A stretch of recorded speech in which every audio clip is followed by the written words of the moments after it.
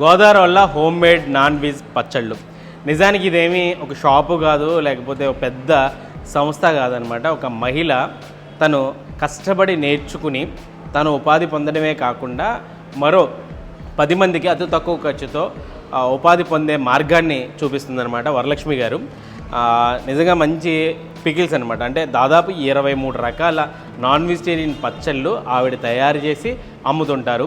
ఆవిడ తయారు చేసి అమ్మడమే కాకుండా ఎవరైనా నేర్చుకునే ఇంట్రెస్ట్ ఉండి ఆ పచ్చళ్ళ బిజినెస్ చేసుకోవాలనే ఆసక్తి ఎవరికైతే ఉంటుందో వాళ్ళందరికీ కూడా ఆ పచ్చళ్ళ బిజినెస్ ఎలా చేసుకోవాలి అంటే పచ్చళ్ళ తయారీ దగ్గర నుంచి, అంటే చాలామందికి పచ్చళ్ళ తయారీ వచ్చినా కూడా దాన్ని ఏ రకంగా ప్యాకింగ్ చేసుకోవాలి, ఏ రకంగా మార్కెటింగ్ చేసుకోవాలనే విషయాలు చాలామందికి తెలియదు. వాటికి ఏమేమి లైసెన్స్లు తీసుకోవాలి, ఇలాంటి విషయాలన్నీ తెలియదు.